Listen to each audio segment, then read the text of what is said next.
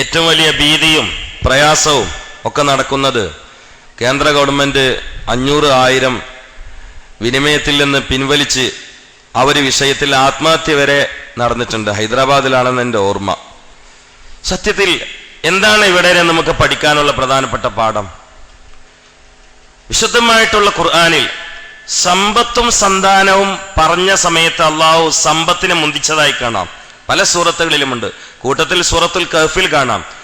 അഊദു ബില്ലാഹി മിനശ് ശൈത്വാനിർ റജീം ബിസ്മില്ലാഹിർ റഹ്മാനിർ റഹീം അൽ മാലു വൽ ബനൂന.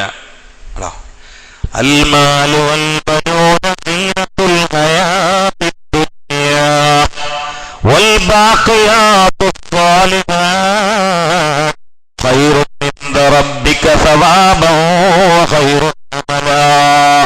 അൽ മാലു ആദ്യം പറഞ്ഞ സമ്പത്താണ്. ഇത് പലയിടത്തും കാണാം. ഇന്നമാ അംവാലുക്കും വഔലാദുക്കും ഫിത്ന. സൂറത്ത് ത്വലാഖ്. ഇന്നമാ അംവാലുക്കും, അവിടെ അംവാൽ മുന്തിച്ചു. ചിന്തിക്കണം.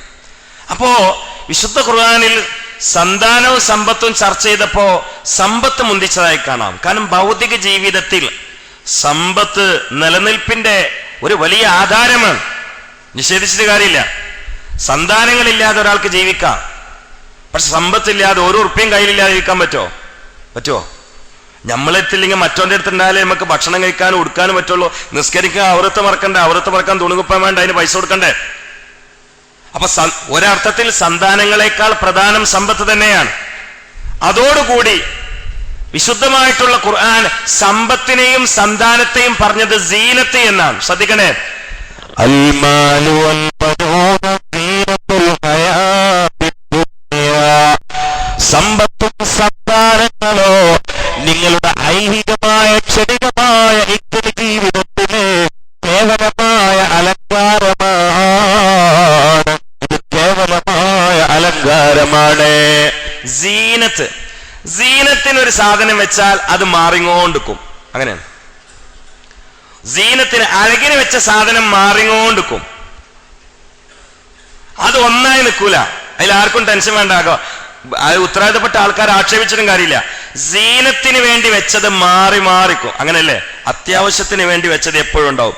അലങ്കാരത്തിന് വേണ്ടി വെച്ചത് അത് മാറിക്കും. അലങ്കാരത്തിന് ചിലപ്പോ പെണ്ണുങ്ങൾ തലമ പൂവെക്കലുണ്ട്. ഒരേ പൂവ് എപ്പോഴും വെക്കൂല. പൂവ് മാറ്റിക്കൊണ്ടിരിക്കും. അലങ്കാരത്തിന് പല സംഗതി ചെയ്യലുണ്ട്. അലങ്കാരത്തിന് വെച്ചതിന്റെ ഒരു പ്രത്യേകത രണ്ടെണ്ണാണ്. ഒന്ന് ഇടക്കിടക്ക് ചേഞ്ച് ആവും, രണ്ടാമത്തെ നിലക്കൂല, പെട്ടെന്ന് പോവും. അതാണ് അത്. സമ്പത്ത് അങ്ങനെയാണ്. അപ്പൊ മാറി വരും. അതിൽ ടെൻഷനൊന്നും വേണ്ട.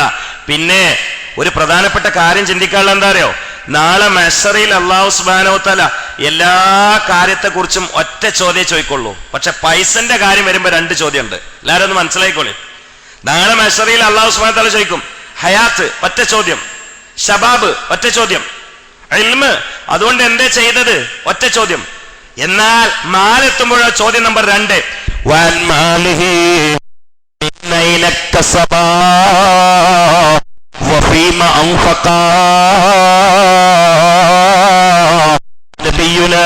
മുഹമ്മദ് മുസ്തഫ സല്ലല്ലാഹു അലൈഹി വസല്ലം പറയുകയാണ്. ഇതെല്ലാരും മനസ്സിലാക്കി പോയിക്കോളി. ഞാനുങ്ങളും എല്ലാ കാര്യത്തിനെ കുറിച്ചും ഒരു ചോദ്യം.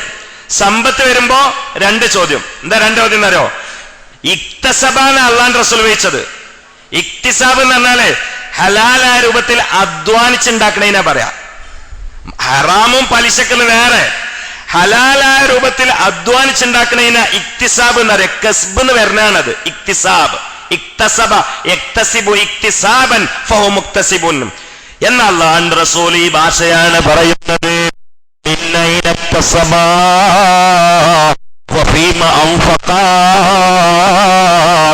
ഏത് ലൈനിലൂടെയാണ് അധ്വാനിച്ചുണ്ടാക്കിയത്?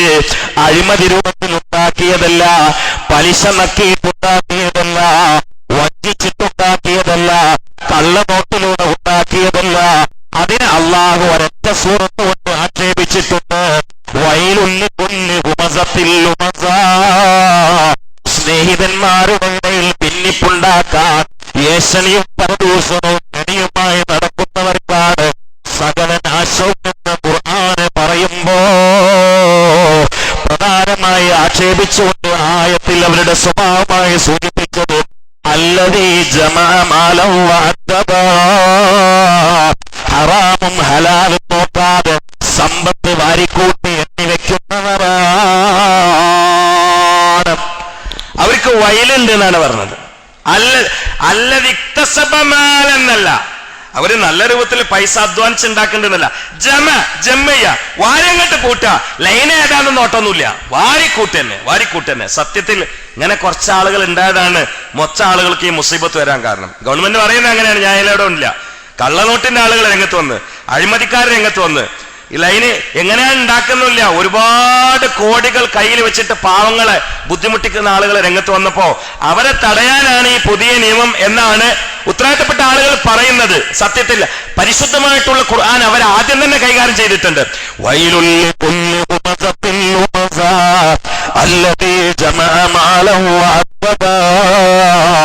പാവങ്ങളെ സഹായിക്കാതെ, ഹലാലോ ഹറാമാണോ എന്ന് നോക്കാതെ, അഴിമതിയിലൂടെയോ കള്ളസ്വത്തിലൂടെയോ വഞ്ചിച്ചുകൊണ്ടോ, അതേ ലഹരിയുമായി ബന്ധപ്പെട്ടുകൊണ്ടും പലിശയുമായി ബന്ധപ്പെട്ടുകൊണ്ടൊക്കെ സമ്പത്ത് വാരിക്കൂട്ടി എണ്ണി വെക്കുന്നവർക്ക് സകല നാശവും ഉണ്ട്.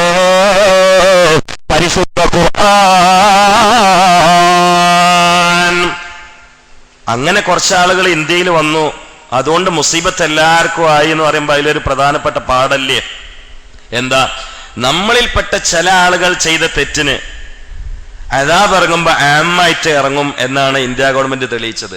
ഇത് അള്ളാഹ് നേരത്തെ സ്വീകരിച്ച നയാണ്. കാരണം പന്നിപ്പനിയും പക്ഷിപ്പനി ഡെങ്കിപ്പനി എലിപ്പനിയും പിന്നെ ചിക്കൻ കുനിയൊക്കെ നമ്മളിൽപ്പെട്ട കുറെ ആളുകൾക്ക് ഇറങ്ങുന്നുണ്ട്. ഇപ്പൊ ഞാനും അതിശക്തമായിട്ടുള്ള പനിയിലപ്പോൾ ഉള്ളത് പല ആളുകൾക്കുണ്ട്. അതിന് കാരണം എന്താ പറയാ, സമൂഹത്തിൽ കുറച്ചാളുകൾ വൃത്തികേട് ചെയ്തതാണ്. അള്ളാഹു കാത്തുരക്ഷിക്കട്ടെ. അപ്പൊ കുറച്ചാളുകൾ വൃത്തികേട് ചെയ്താൽ അദാബ് ഇറക്കുമ്പോൾ അള്ളാഹു സുബ്ഹാനഹു വ തആല എല്ലാവർക്കും കൊണ്ട് ഇറക്കുന്നതാണ്, എല്ലാവർക്കും ഇറക്കുന്നതാണ്. കൂട്ടത്തിൽ വേറൊരു കാര്യം, ഞാൻ ഓരോന്നിനും ചെറിയ സൂചന പറഞ്ഞുകൊണ്ട് പോവാണ്. കൂട്ടത്തിൽ മറ്റൊരു കാര്യം, ഇവിടെ അള്ളാഹു സുബ്ഹാനഹു വ തആല സീനത്ത് മാലിലേക്കും ഔലാദിലേക്കും മാത്രം ചേർത്തി. എന്നിട്ട് പറയുന്നു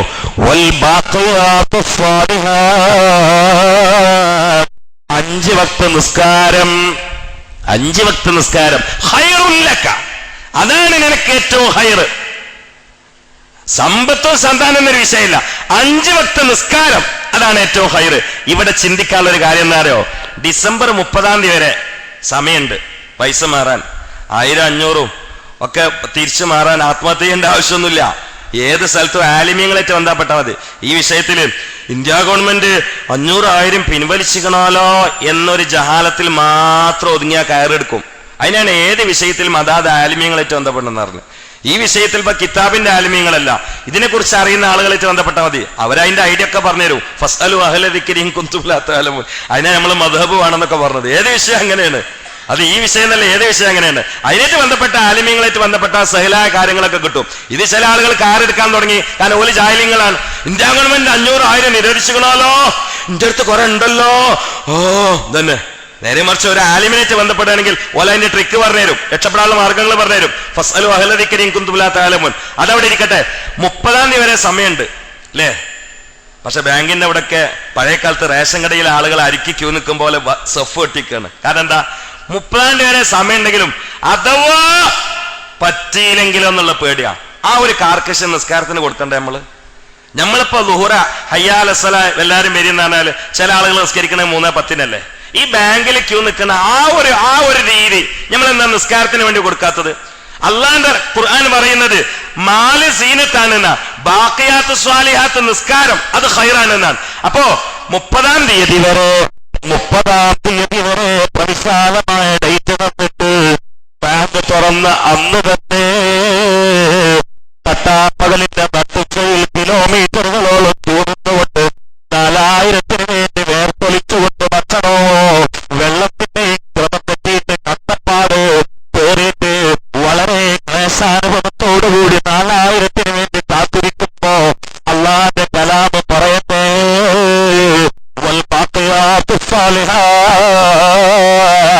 5 വക്ത് നിസ്കാരം സീനത്തല്ല, അതുകൊണ്ട് നിന്റെ സമയം തെറ്റൂല. പൈസന്റെ രൂപം മാറും പോലെ നിസ്കാരത്തിന്റെ രൂപം മാറൂല. സുബഹി 3 റക്അത്താകൂല, 1 റക്അത്താകൂല. മഗ്രിബ് 2 റക്അത്താവൂല, ഇശ 3 ആകൂല. ചിലപ്പം പൈസ അങ്ങോട്ടും ഇങ്ങോട്ടും മാറും, പക്ഷെ ബാക്കിയാത്ത് സ്വാലിഹാത്ത് മറന്നു തെറ്റൂല, രൂപം മാറൂല. അങ്ങനെ രൂപം മാറാതെ, ക്രമം തെറ്റാതെ, മർമ്മം തെറ്റാതെ, സമയം വ്യത്യാസപ്പെടാതെ മെഹ്റാജിന്റെ സമ്മാനമായി സർവശക്തനായ പടച്ച തമ്പുരാൻ നമ്മുടെ കയ്യിലേൽപ്പിച്ച സമ്പത്താണ് നിസ്സാരമെന്ന് മറക്കണ്ട. ഇന്ന് ബാങ്കിൽ പോയി കിലോമീറ്ററുകളും കൂന്നുകൊണ്ട് കഷ്ടപ്പെടുന്നത് 30-ാം തീയതി വരെ സമയമുണ്ടെന്നറിഞ്ഞിട്ടോ പൈസയോടുള്ള അലച്ചവും തത്വവും പേടിയുമാണെങ്കിലും അതേ ഒരു രീതിയെങ്കിലും നിസ്സാരത്തിന് നാം കാണണമെന്ന് ഈ തരുണത്തിൽ എന്റെ സ്വന്തം ശരീരത്തോടും നിങ്ങളോടും ഞാൻ ഉണർത്തുകയാണ്. അല്ലാഹു നമുക്ക് തൗഫീഖ് ചെയ്യട്ടെ. ആ കൂട്ടത്തിൽ വേറെ ഒന്നും കൂടെ, ഇത് എനിക്കിന്ന് ഒരാൾ വിളിച്ച് ചോദിച്ചാ, എന്താ അറിയോ, ഏതോ ഒരു പെൺകുട്ടിന്റെ ഇതൊക്കെ ഇതിനിട്ട് ബന്ധപ്പെടുത്തിയിട്ടാണ്ട് പറയാന്ന് കരുതിയതാണ്. ഒരു പെൺകുട്ടിന്റെ ഒരു പ്രസംഗം കൊണ്ട് കുറെ ചെറുപ്പക്കാരെ മൊബൈലിലുണ്ടായി. ഓള് ക്രിസ്ത്യൻ പെൺകുട്ടിയാണ്, നമ്മൾ മതത്തിനെ ചോദ്യം ചെയ്യുന്നില്ല, സ്വാതന്ത്ര്യമുണ്ട്. പക്ഷേ കുഫ്രിയത്തിലേക്ക് ചെറുപ്പക്കാർ സംശയിക്കരുത്. അവള് പറയുന്നത് എന്താ വെച്ചാല്, ഓളിങ്ങനെ യേശുക്രിസ്തു അവളെ സ്വർഗത്ത് കൊണ്ടുപോയി എന്നാ പറഞ്ഞത്. ഞാൻ കേട്ട് ആ പ്രസംഗം ഞാൻ കേട്ട്, യേശുക്രിസ്തു അവളെ സ്വർഗത്തിലേക്ക് കൊണ്ടുപോയി എന്നാണ് പറയുന്നത്. അപ്പൊ അതിന്റെ അനുഭവങ്ങളൊക്കെ ഓള് വിവരിക്കുന്നുണ്ട്. ഞാനൊരു പൂന്തോപ്പിൽ പോയിരുന്ന് 156 സൈസ് പൂക്കൾ ഉണ്ടായിരുന്നു അവിടെ. അപ്പോ പിന്നെ മറ്റാള് ചോദിക്കാണ്, അപ്പൊ മലക്കുകളെ കണ്ടുകണോന്ന് ചോദിക്കുന്നുണ്ട് ഇവളോട്. ആ മലക്കുകളെ ഞാൻ കണ്ടു. മലക്കുകൾ, ഒരുപാട് മലക്കുകൾ സ്വർഗത്തിൽ നിരന്നിരിക്കുന്നുണ്ട്. അപ്പൊ ആ പെണ്ണ് ചോദിക്കുന്നുണ്ട്, മലക്കുകൾക്ക് എന്താ പണിയെന്ന്. അപ്പോൾ പറയുന്നത്, മലക്കുകൾ സംഗീതത്തിൽ ഏർപ്പെട്ടിരിക്കുകയാണ്, ഒരു സെക്കൻഡിൽ 5000 പാട്ടോടുണ്ട് എന്നാ പറഞ്ഞത്. എന്നിട്ട് വശ്യ സുന്ദരമായി, സരള സുന്ദരമായിട്ട് അവളെ അനുഭവങ്ങളൊക്കെ കൂടി ഇങ്ങനെ ശരീരിക്കുന്നുണ്ട്. അപ്പൊ ചില ചെറുപ്പക്കാർ എനിക്ക് വിളിച്ചു ചോദിച്ചു, ഉസ്താദേ ഇതിന് എന്തെങ്കിലും ഒന്ന് പറയാൻ പറ്റുമെന്ന്. അതിന് കൃത്യമായിട്ടൊരു മറുപടി ഇന്നത്തെ നോട്ട് തന്നെയാണ്. കാരണം എന്താ അറിയോ, 30-ാം തീയതിന് ശേഷം ഈ 1000-500 കത്തിക്കാനേ പറ്റുള്ളൂ, അല്ലേ? അബദ്ധം വന്നോ? ഡിസംബർ 30-ാം തീയതിന് ശേഷം ഈ 1000-500 കത്തിക്കാനല്ലേ പറ്റുള്ളൂ, അല്ലേ? കാരണം എന്താ, ദുരുപയോഗപ്പെടുത്തപ്പെട്ടു. ഒരു സംഗതി അതുവരെ വിനിമയം നടന്നിരുന്ന ഒരു സംഗതി ദുരുപയോഗപ്പെടുത്തപ്പെട്ടിട്ട് ഉത്തരവാദിത്തപ്പെട്ട ആള് പുതിയത് കൊണ്ടുവന്നാൽ ആദ്യത്തെ ഓർമ്മയിലും വിചാരത്തിലും വിശ്വാസത്തിലും ഉണ്ടാവുന്നതല്ലാതെ ഇനി അതുകൊണ്ട് ഒരിക്കലും ഉപകാരം ഉണ്ടാവില്ല. എന്നതുപോലെ ഒരു കാലത്ത് ലാ ഇലാഹ ഇല്ലല്ലാഹ് ഈസാ റസൂലുള്ളാഹ് എന്നതായിരുന്നു. എന്നാൽ അടുത്ത ഡിസംബർ 30-ാം തീയതി മുതൽ പുതിയ 500-2000 ആയതുപോലെ മഹാനരായ അഷ്റഫുൽ ഖൽഖ് നബി മുഹമ്മദ് മുസ്തഫ സല്ലല്ലാഹു അലൈഹി വസല്ലമയുടെ രംഗപ്രവേശനത്തോട് അവിടുത്തെ ഉത്തരവാദിത്തപ്പെട്ട സ്ഥാനം, നുബുവത്തിന്റെ ഔദ്യോഗികമായ സ്ഥാനം കൊടുത്തുകൊണ്ട് പടച്ച തമ്പുരാൻ നിയോഗ പുരുഷനായി സത്യബുദ്ധനായി പറഞ്ഞു വിട്ടേടം മുതൽ സുബ്ഹാനല്ലാഹ് ലാ ഇലാഹ ഇല്ലല്ലാഹ് ഈസാ റസൂലുള്ളാഹ് എന്നത് ഇന്നത്തെ 1000 പോലെയാണ്. അതാ ലാ ഇലാഹ ഇല്ലല്ലാഹ് മൂസാ റസൂലുള്ളാഹ് എന്നത് 500 പോലെയാണ്. കാരണം പടച്ച തമ്പുരാനെന്ന് ദുരുപയോഗപ്പെടുത്തി പടച്ചവന്റെ ഫൈനൽ തീരുമാനം ലാ ഇലാഹ ഇല്ലല്ലാഹ് മുഹമ്മദുർ റസൂലുള്ളാഹ് എന്നാണ്. അത് വിളംബരം ചെയ്യുന്ന ഖുർആൻ ഇവിടെയുണ്ട്, അതിന്റെ നേതാവ് ഇവിടെയുണ്ട്. പടച്ച തമ്പുരാൻ മഹ്ശറിൽ ചോദിക്കുന്നത് സ്വപ്നമല്ല, അല്ലാഹു സുബ്ഹാനഹു വ തആല മഹ്ശറിൽ ചോദിക്കുന്നത് അത്ഭുതങ്ങളല്ല, രേഖയാണ്. രേഖക്ക് പ്രമാണത്തിനെതിരെ ഏത് അത്ഭുതം വന്നാലും അറബിക്കടലിന്റെ ആഴിയിലേക്ക് വലിച്ചെറിയണം. ഇവിടെ പടച്ചവൻ ദുന്യാവിൽ സ്ഥാപിച്ചത് സുശക്തമായത് അള്ളാന്റെ രേഖകളാണ്, പ്രമാണമാണ്. അതിനെതിരെ ഏത് സ്വപ്നം വന്നാലും, ഏത് കുഫ്ർ ചെലവാക്കാൻ നോക്കിയാലും ഇവിടെ ഖുർആനും ഹദീസുണ്ട്. അത് ഫൈനൽ തീരുമാനമാണ്. അത് അംഗീകരിച്ചോളണം. അതിനെതിരെയുള്ള എല്ലാ അനുഭവങ്ങളും പിശാചിന്റെ ഭാഗത്തു നിന്നുള്ളതാണ്. ഇത് മാത്രം ഈ സമയത്ത് ഞാൻ ഉണർത്തുകയാണ്. നിങ്ങൾ മാത്രമല്ല, വേറെ പല ആളുകൾക്കും ഇത് ഉപകാരം ഉണ്ടാവും. അതുകൊണ്ടാണ് പ്രമാണത്തിനെതിരെ വരുന്ന അനുഭവങ്ങൾ നമ്പിയിട്ട് ഈമാൻ നഷ്ടപ്പെടുത്തിയാൽ എന്താ ഉണ്ടായെന്നറിയോ, ആഖിബത്ത് പോകുന്ന സമയത്ത്, അവസാന സമയത്തും അനുഭവങ്ങൾ നമ്മൾ പ്രമാണത്തിനെതിരെ ഉണ്ടാകുക. അതൊന്നും പഠിച്ചോളി. നമ്മളെ ജീവൻ പോണ സമയത്ത് ഇബ്ലീസ് വരും. എങ്ങനെ വരിക? മമ്പുറങ്ങളെ കോലത്തില്, ഷെയ്ഖ് ജിലാനിന്റെ കോലത്തില്. നിങ്ങളുടെ നാട്ടിൽ പഴയ കാലത്ത് വലിയ വലിയ ആളുകൾ ദർസെടുത്ത് പോയിട്ടുണ്ടായിരുന്നെങ്കിൽ, അല്ലെങ്കിൽ ഖത്തീബായിട്ടുണ്ടായിരുന്നെങ്കിൽ, അവരെ കോലത്തിൽ നമ്മളെ വഫാത്തിന്റെ സമയത്ത് ഇബ്ലീസ് വരും. എന്നിട്ട് പറയും, മോനെ ഞാൻ ഷെയ്ഖ് ജിലാനിയാടാ. അനുഭവമാണ്. ഇത് അനുഭവമാണ്. അതിന് ക്രിസ്ത്യൻ പെൺകുട്ടിന്റെ പ്രസംഗമൊന്നും വേണ്ട, നമ്മളെ അനുഭവമാണ്. എപ്പോ? സക്കറാത്തിന്റെ സമയത്ത്. ഞാൻ ശൈഖ് ജീലാനിയാണ്. റസൂലുള്ളാഹിന്റെ കോലത്തിൽ വരൂല, മറ്റ് ഏത് കോലത്തിലും വരാം. എന്നിട്ട് പറയും, ഞാൻ എന്റെ അടുത്ത് വന്നത് ഈ കൂജയിൽ കുറച്ച് വെള്ളമുണ്ട്, കൂജയിൽ വെള്ളം ഉണ്ടാവുന്നതാണ്, ആ വെള്ളം ഇങ്ങനെ ഒച്ചപ്പെടുത്തും. ഇവനാണെങ്കിലോ കടലിലെ വെള്ളം മൊത്തം കുടിച്ചാലും ദാഹം തീരൂല, അതിന് മാത്രം അനിയന്ത്രിത ദാഹമായിരിക്കും. ആ സമയത്ത് ഇവനോട് എന്നിട്ട് പറയും, ഈ കൂജയിലെ വെള്ളമുണ്ട്, ഇത് കുടിച്ചാളേ എന്ന്. അനുഭവമാണ്. പലരും വീട് പോവും, പലരും പറയും, ഉസ്താദേ ഞാൻ വെള്ളം തരും. ഇവർക്ക് ആ കാലം അനുഭവമല്ലേ. അപ്പൊ ഒരു കരുതും ശൈഖ് ജിലാന്റെ പേരില് കോയിൻ അർത്തിട്ട വർക്കത്ത് കാരണത്താൽ, അല്ലെങ്കിൽ നമ്മള് ഖുത്ബയ്യത്ത് നടത്തിയ വർക്കത്ത് കാരണത്താൽ, ഫാത്തിയോതി വർക്കത്ത് കാരണത്താൽ, അല്ലെങ്കിൽ അവരെ മധു പറയുന്ന സാസിൽ പോയിരുന്ന വർക്കത്ത് കാരണത്താൽ വന്നതാവോ എന്നുള്ളൊരു വിചാരം പല ആളുകൾക്കുണ്ടാവും. ആ രീതിയിൽ അവൻ പറയും, എന്നാ വെള്ളം കണ്ട് തരണമെന്ന്. അപ്പൊ എന്താ പറയാന്നറിയോ? പ്രമാണം വിളിക്കാനേ നോക്ക. ആ വലിയ അനുഭവം അത്ഭുതം മുമ്പിലിട്ടിട്ട് പ്രമാണം വിളിക്കാൻ നോക്കും. ഇവൻ പറയും, ഇതിൽ വെള്ളം തരണമെങ്കിൽ ഒരു നിബന്ധന ഉണ്ട്. എന്താ അറിയോ? ഒന്നുകിൽ യഹൂദി ആവണം, അല്ലെങ്കിൽ നസ്രാനി ആവണം. കേട്ടോ, വലിയ അത്ഭുതം മുമ്പ് കിട്ടിട്ട് എന്താ പൊളിക്കണേ? ക്രിസ്ത്യൻ പെൺകുട്ടിന്റെയും മാറ്റങ്ങള്. നമ്മളെ കാര്യം പറയും, ഇത് ഏതാ സമയം? സക്കറാത്തിന്റെ സമയമാണ്. വലിയ അത്ഭുതം മുമ്പിലിടുക, എന്നിട്ട് പ്രമാണം പൊളിക്കുക. അത് ഏത് കാലത്തും ഇബ്ലീസിന്റെ ഏജന്റുകളുടെ സ്വഭാവമാണ്. അള്ളാഹു നമ്മളെ കാത്തുരക്ഷിക്കട്ടെ. സാക്ഷാൽ ഇബ്ലീസ് അതിന്റെ ആളാണ്. അതുകൊണ്ടാണ് അവനതാ അത്ഭുതം മുമ്പിലേക്ക് എടുത്തു. ഒരു വലിയ അത്ഭുതമാണ് മുമ്പിലേക്ക് എടുത്തത്. എന്താണ് അത്ഭുതം? നമ്മുടെ മനസ്സിൽ ഏറ്റവും സ്നേഹമുള്ള, ബഹുമാനമുള്ള, കുടുംബത്തിൽപ്പെട്ടതാണെങ്കിലും ഉസ്താദുമാരിൽപ്പെട്ടതാണെങ്കിലും അവരുടെ വേഷം കെട്ടി രൂപഭാവത്തോടെ നമ്മുടെ മുമ്പിൽ സക്കറാത്തിന്റെ അനർഹമായ സമയത്ത് പ്രത്യക്ഷപ്പെട്ടുകൊണ്ട് പറയുകയാണ്, എന്താണ് അത്ഭുതം? കഠോരമായ ദാഹത്തിന്റെ അനുഭവസ്ഥനായി കിടക്കുമ്പോ, തൊണ്ട വരണ്ടു പോയപ്പോ, കുടിനീരിന് വേണ്ടി നെഞ്ചുപൊട്ടി കെഞ്ചുമ്പോ ലൈന് വന്നുകൊണ്ട് പറയുകയാണ്, വെള്ളം തരാം, പക്ഷേ പ്രമാണം പൊളിക്കണോ മോനെ. ഈ പൂജയിൽ നിന്ന് വെള്ളം കുടിച്ചുകൊണ്ട് രക്ഷപ്പെട്ടുകൊണ്ട് മരിച്ചുകൊണ്ട് സ്വർഗത്തിൽ കടക്കണമെങ്കിൽ നീ യഹൂദി ആയിക്കോ, ഔ തതനസ്സറു, നീ നസ്രാനി ആയിക്കോ. ഈ കൂജയിൽ വെള്ളം കുടിച്ചിട്ട് മരിക്കാൻ ഒന്നുകിൽ യഹൂദി ആയിക്കോ, അല്ലെങ്കിൽ നസ്രാനി ആയിക്കോ, എന്നാ രക്ഷപ്പെടുന്നു. അതിൽ കുറച്ച് ഈമാനും പക്വതയും അമലൊക്കെ ഉള്ള ആള്, വെളിച്ചുള്ള ആള് പറയും, അല്ല ഉസ്താദെ, ഇയാൾ അപ്പോഴും മനസ്സിലാക്കൽ ഇത് ഉസ്താദാണെന്നാണ്, ഇബ്ലീസാണെന്ന് മനസ്സിലാക്കൂല.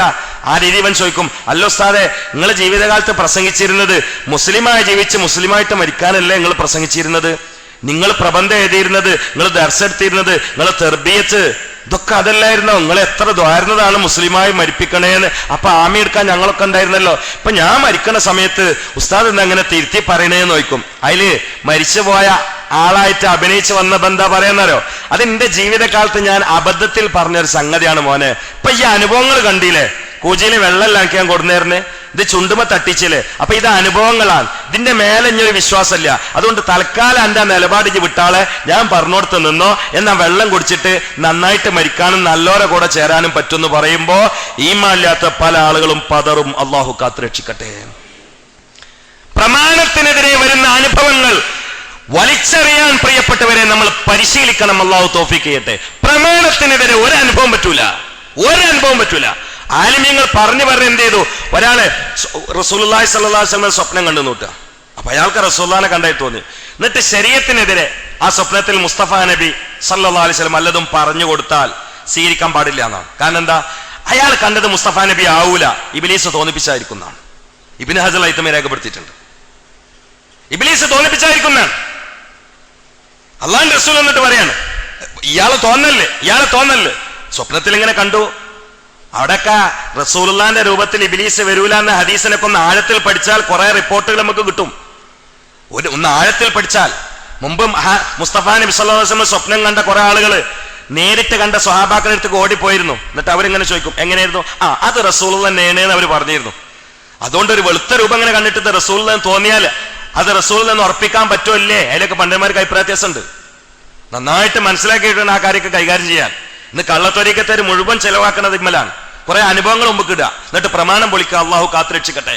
അത് എല്ലാ ഇബ്ലീസിന്റെ ഏജന്റുകളും നടത്തിയ സംഭവമാണ്. അത് അവസാനം ഇബ്ലീസ് കൊണ്ടുവന്നിരുന്ന സംഗതിയാണ്. ഇതിൽ വഞ്ചിതരാകരുത് എന്ന് മുന്നിലിരിക്കുന്ന ആളുകളോടും വെളിയിൽ നിന്ന് കേൾക്കുന്ന മുഴുവൻ ആളുകളോട് നമ്മൾ പറയാണ്, പ്രമാണത്തിന്റെ മേലെ ഒരു അനുഭവമില്ല. അള്ളാഹു നമ്മളെ കാത്തുരക്ഷിക്കട്ടെ. അത് ആര് വന്നാലും പ്രമാണത്തിനെതിരെ ഒരു അനുഭവമില്ല.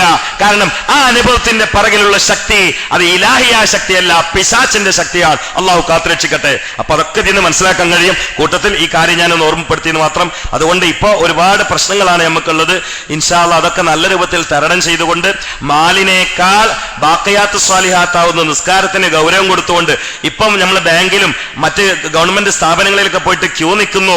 കാരണം 30-ാം തീയതി വരെ ഉണ്ട് എന്ന് അറിഞ്ഞിട്ടും ആ ഒരു രീതിയിൽ വാങ്ങാണ്ട് കൊടുക്കുമ്പോൾ അസർ വരെ സമയമുണ്ടല്ലോ എന്ന് നോക്കാതെ പെട്ടെന്ന് ആദ്യ സമയത്തിന് നിസ്കരിക്കാനുള്ള ഒരു ചിട്ടയും നമുക്ക് അള്ളാഹു പ്രദാനം ചെയ്യട്ടെ. എന്തുവാ ചെയ്തുകൊണ്ട് അള്ളാഹു പറഞ്ഞതും കേട്ടതും കബൂലാക്കട്ടെ. ആ വിഷയം കൈകാര്യം ചെയ്യുമ്പോൾ ഖുർആൻ ആദ്യമായി പറഞ്ഞത് ഇതും എല്ലാവരും ഒന്ന് മനസ്സിലാക്കണോ. വൈലുൻ ലികുല്ലി ഹുമസത്തിൽ ലുമസാ, കെണിയുണ്ടാക്കുന്ന മുഴുവൻ ആളുകൾക്കും നാശമുണ്ട്. അല്ലാഹുവേ, സ്വയം കെണിയന്മാരാകുന്നതിൽ നിന്നും മറ്റുള്ളവർ നടത്തുന്ന കെണിയിൽ നിന്നും ഞങ്ങളെ നീ സലാമത്താക്കണേ റബ്ബേ. ഈ ലോകത്തിന്റെ നിലനിൽപ്പ് അമാനത്തിലാണ്. ലാ ഈമാന ലിമൻ ലാ അമാനത ലഹാ ലഹു, ലാ ഈമാന ലിമൻ ലാ അമാനത ലാ. വിശ്വസ്തതയില്ലാത്തവന് ഈമാനില്ല.